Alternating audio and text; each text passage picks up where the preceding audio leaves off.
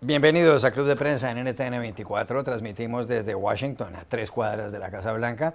Al final de este programa, y no lo olviden nunca, pueden encontrarlo completo en nuestra página de Facebook, también por nuestra cuenta de Twitter, y el audio, el podcast, pues si lo quieren escuchar, lo van a encontrar en SoundCloud. Les doy la bienvenida a los invitados hoy a este programa. En primer lugar, el investigador costarricense del Cato Institute, uno de los centros de pensamiento y de análisis más conocidos de esta ciudad, de la capital de los Estados Unidos, Juan Carlos Hidalgo. Bienvenido a esta mesa. Buenos días. Raquel Godos, periodista española, corresponsal de la agencia de noticias española EFE y amante de Colombia, bienvenida también. Muchas gracias. Y Marc Bassets, corresponsal jefe del diario El País de Madrid, bienvenido a esta casa. Gracias. El primer asunto, Juan Carlos, tiene que ver con el Brasil. Desde hace ya varios meses, más de un año, ese país está sacudido por el famoso escándalo de Petrobras. Fueron desviados por unos sobornos más de 3.200 millones de dólares en contratos. Fueron beneficiados algunos miembros del partido de gobierno, del Partido de los Trabajadores, el PT, de la presidenta Dilma Rousseff, quien fue presidenta de la Junta Directiva de Petrobras, pero también han sido beneficiados miembros de otros partidos políticos brasileños. Hay más de 170 personas implicadas. Está preso, condenado a 19 años de prisión el presidente de la mayor constructora del Brasil, de Odebrecht, el señor Marcelo Odebrecht. El padre de él ha dicho además que si se sabe todo en el Brasil, habría que construir una celda para Dilma Rousseff, para el expresidente Lula da Silva y para él mismo, el padre del señor Odebrecht. Bueno, ¿qué ha pasado en las últimas horas? Que el partido aliado, el principal aliado del PT, el partido de gobierno, el Partido Movimiento Democrático Brasileño, el PMDB, anunció que se retira de la coalición gubernamental. Tiene 68 congresistas, que es una cantidad importante de cara a este proceso de juicio político que se le ha iniciado a la presidenta Dilma Rousseff. No ha renunciado a su cargo, sin embargo, Michel Temer, el vicepresidente del Brasil, que pertenece a este partido. ¿Qué puede ocurrir de aquí en adelante? Porque además Aécio Neves, quien perdió las elecciones con Dilma Rousseff, las últimas elecciones, dijo que el gobierno ya se ha acabado. ¿Tiene razón Neves? Sí, en un ajedrez político esto es el equivalente a perder la mitad de los peones, una torre, un alfil y un caballo y tener al rey en contra. Claramente la presidenta Rousseff se está quedando muy sola. El PMDB es el principal partido en el Congreso brasileño. Es un partido un tanto extraño, puesto que no tiene mayor ideología. Así es como un rejuntado de varones políticos regionales que es muy oportunista. Ha estado en el gobierno básicamente en casi que todos los gobiernos desde que volvió la democracia al Brasil. Fue aliado del Partido Socialdemócrata brasileño en los gobiernos de Fernando Henrique Cardoso y luego ha sido aliado del Partido de los Trabajadores durante los gobiernos de Lula y durante los gobiernos de Dilma. Es un partido que no tiene ideología clara. Hay, por supuesto, figuras del PMDB que son conservadores y estos han venido saliéndose como diputados individuales de la coalición gobernante.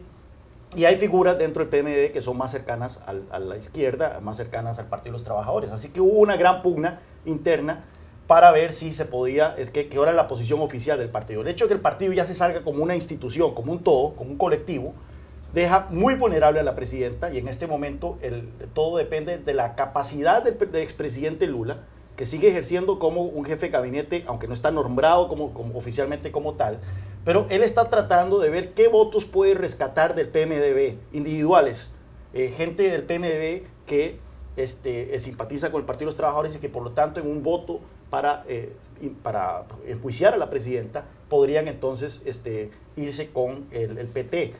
Sin embargo, creo yo que está haciendo aguas por todas partes el barco político de la presidenta.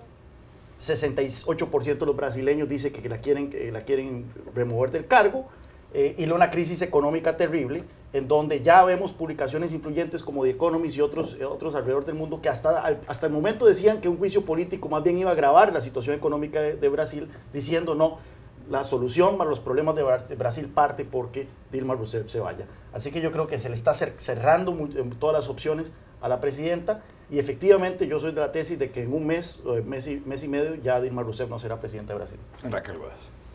Lo de Rousseff es casi crónica de una salida anunciada, lo que pasa es que los fascículos, los capítulos se están alargando demasiado tal vez y por las maniobras que ella misma está intentando para quedarse.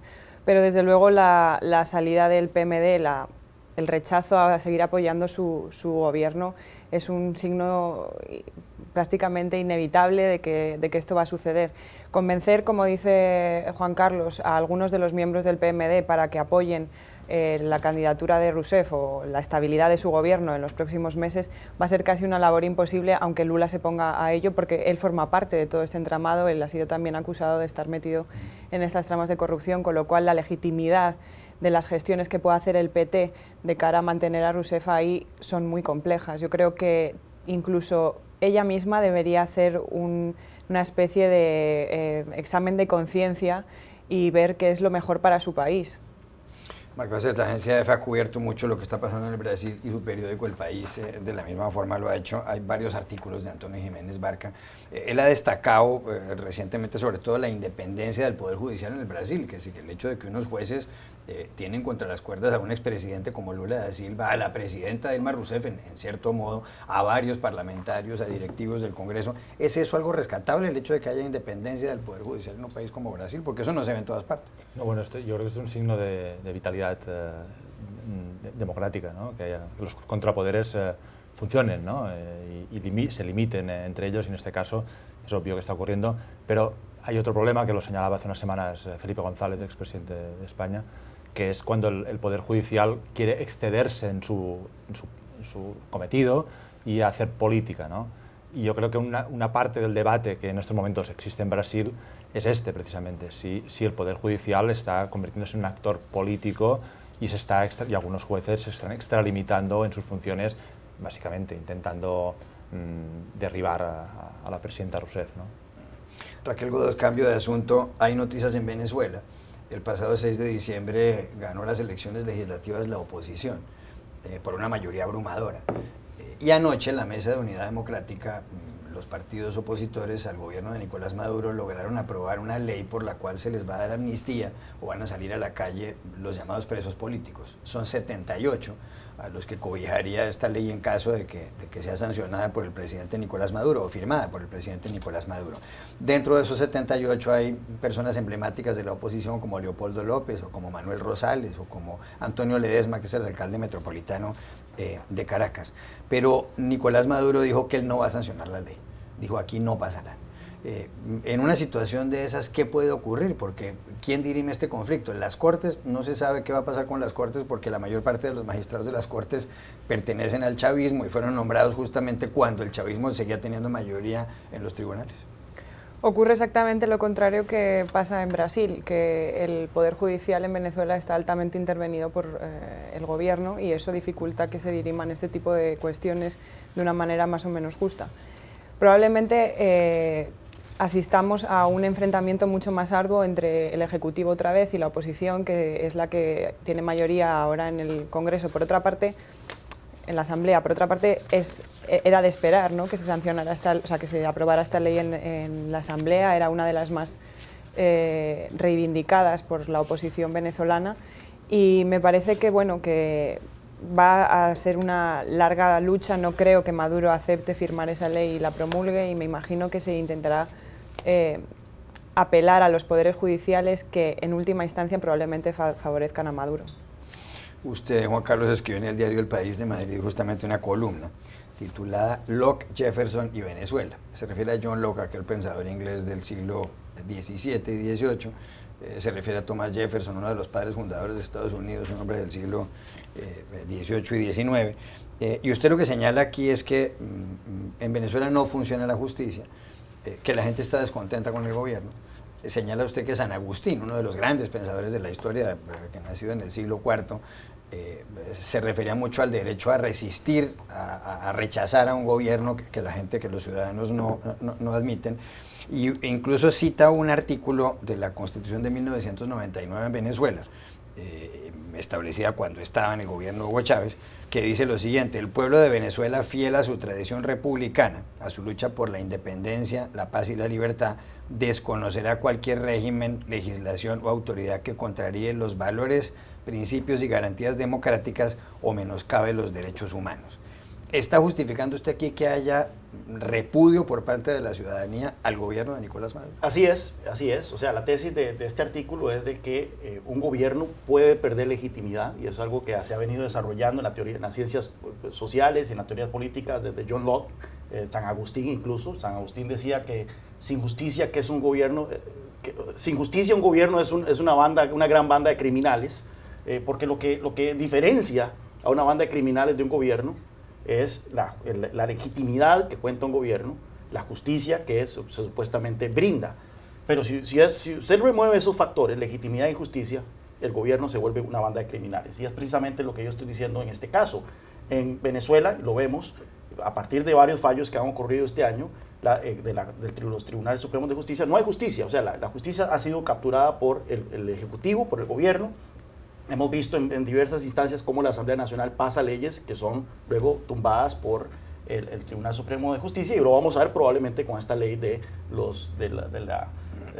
la ley de los prisioneros políticos, donde muy probablemente el Tribunal Supremo de Justicia se la tumbe. Y no solo eso, sino que el Tribunal Supremo de Justicia también está recortándole los poderes a la Asamblea Nacional. Primero le quitó la mayoría calificada que tenía, y ahora hemos visto que hace unos días, hace unas semanas, falló de que la capacidad que tiene la Asamblea Nacional de poder controlar a otras ramas del gobierno, incluso las Fuerzas Armadas, es cada vez menor.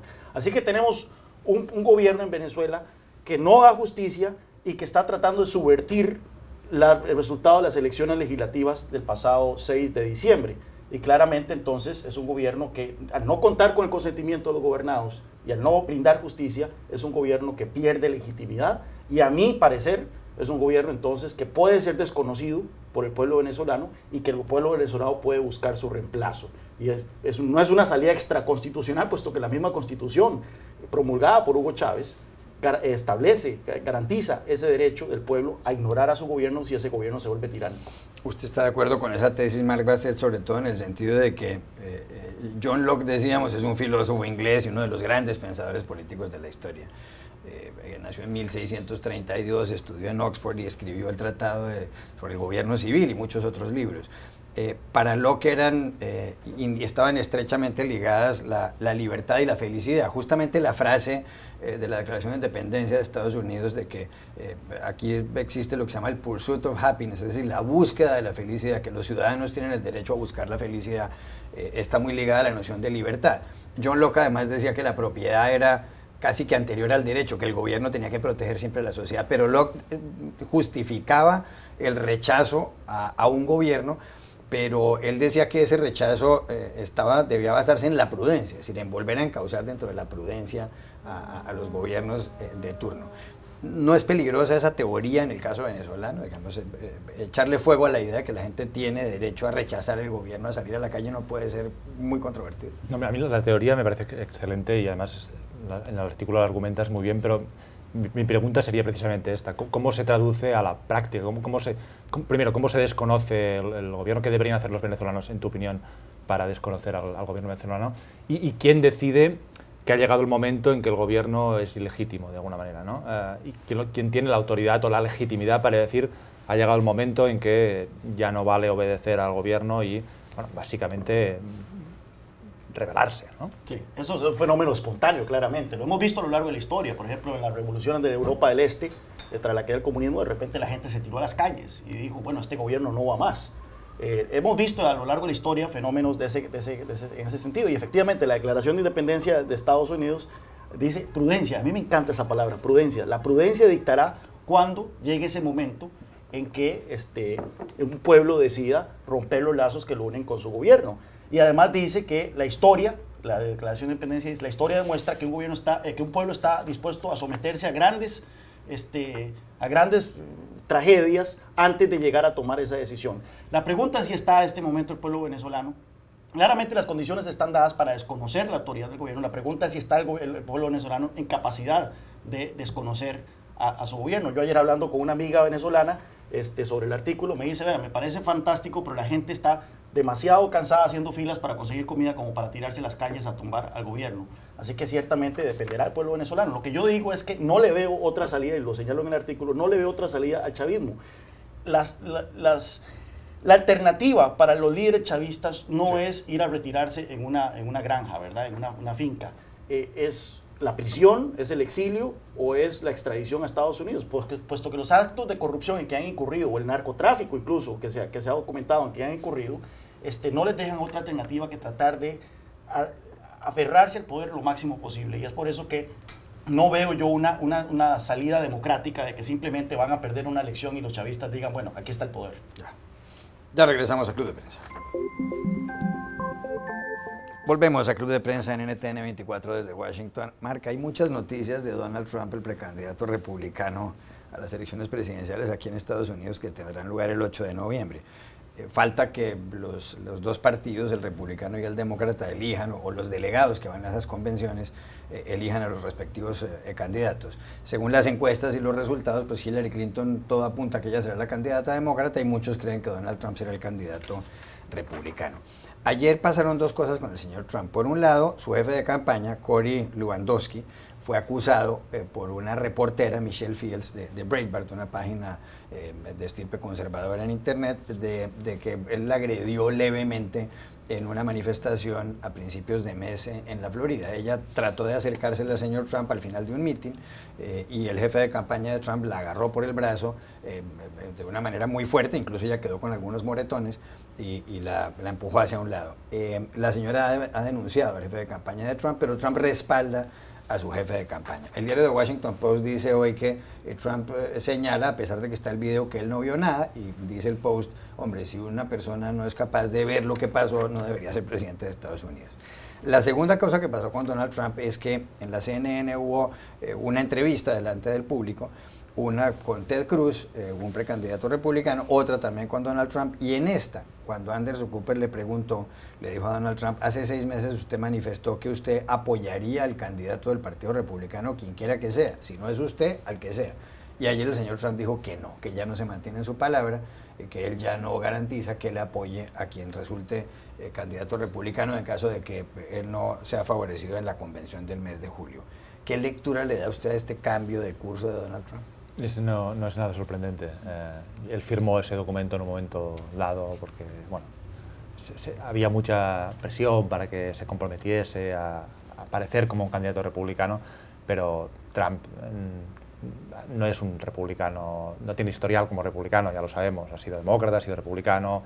Trump es Trump y al Partido Republicano le da absolutamente igual, y también le da igual lo que haya firmado, lo que se haya comprometido, como le da igual las imágenes del vídeo de su jefe de campaña agrediendo a una periodista, ¿no? La distorsión entre la realidad y lo que él dice o la realidad que él construye no tiene nada, son dos planos distintos y no importan, ¿no? Trump ha hecho de la mentira un estilo de política. No es el único, no es el único político de Estados Unidos que miente y que... Ni el mundo, pero desde los tiempos de Nabucodonosor en la antigua Babilonia están mintiendo algunos políticos. Pero Trump yo creo que está especialmente dotado para usar la mentira y mentir sin ningún problema, y además sus votantes pues les gusta, ¿no? Les gusta que mienta.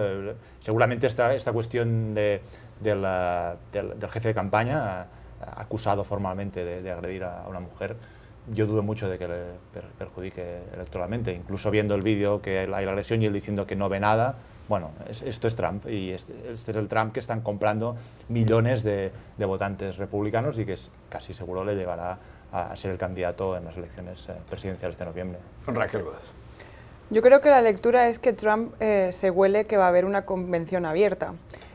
Trump, bueno, el candidato republicano necesita 1.237 delegados para tener una nominación automática, e incluso en los cálculos más optimistas es difícil que él llegue a esa cifra para que sea automática. Entonces es probable que si tiene 1.236, el Partido Republicano decida abrir la convención para que se presenten otros candidatos que no tienen ni siquiera que ser algunos de los que ya han estado en la carrera, puede ser un candidato nuevo, con lo cual esta lucha que se prevé contra Trump y que me imagino el Partido Republicano, aunque haya sido tarde, está intentando orquestar porque saben que les hace mucho mal la candidatura del magnate, está a punto de ocurrir. Me imagino que la permanencia, por ejemplo, de John Kasich, que apenas tiene 140 delegados, no tiene otro motivo que el dividir el voto y la suma de delegados para que Trump no llegue a conseguir esos 1.237. E incluso el apoyo a Ted Cruz, que es una persona muy radical, que para el establishment del partido no es aceptada, es muy cercano al Tea Party, tiene posiciones políticas muy de derechas, también está siendo apoyado por el establishment. ¿Por qué? Porque si esos delegados se van a Trump, Trump se convertiría automáticamente en el candidato y ahí reprobar su candidatura sería muy complicado para los líderes republicanos. Por lo tanto, creo que esta manifestación de Trump es producto de lo que se avecina.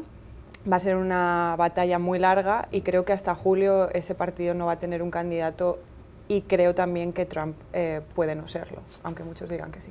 No, Carlos Hidalgo. Sí, bueno, yo creo que es natural que Trump salga a decir esto cuando abiertamente los otros candidatos ya están diciendo que están cuestionándose si apoyar a Donald Trump como si sería el nominado, y tiene a grandes figuras del Partido Republicano diciendo, conspirando abiertamente, coqueteando con la idea de ver cómo le quitan la nominación a Trump, incluso si Trump llega con una pluralidad de los delegados. Entonces, naturalmente el tipo va a decir, bueno, no me comprometo a apoyar al nominado si es otro que no soy yo. Más dentro de este escenario que es muy probable que él sea el que tenga la mayoría de los delegados. Ahora bien, me llama muchísimo la atención porque, por lo menos en el ciclo electoral pasado, vimos a múltiples figuras dentro del Partido Republicano liderar las encuestas y salir a la luz y luego venirse abajo por una cobertura negativa de prensa. Lo vimos con Michelle Bachmann, lo vimos con Herman Cain, el mismo Mitt Romney incluso sufrió de coberturas negativas con aquella entrevista del 47%, no entrevista, sino aquel video del 47%. La cantidad de publicidad negativa que ha recibido Donald Trump en esta campaña es insuperable. Ningún candidato que yo recuerdo en la historia, por lo menos desde que sigo las elecciones de Estados Unidos, ha recibido la clase de escándalo, la clase de cobertura negativa que ha recibido Donald Trump. Y al parecer el tipo es inmune a todo esto. Ahora bien, él parece que su apoyo ha venido mermándose un poco. Arrasó con su supermartes, pero desde entonces le ha costado más ganar primarias. Vemos que Ted Cruz le ha ganado varias elecciones primarias en algunos estados. Sin embargo, parece que lo que ya tiene hasta ahora, el apoyo que tiene el impulso para poder llegar a esa nominación. Ya regresamos a Club de Prensa. Volvemos a Club de Prensa desde Washington, se nos acabó el tiempo. Gracias Juan Carlos Hidalgo por haber estado aquí, Raquel Godos y Marc Bassets, y a ustedes los espero mañana nuevamente en Club de Prensa.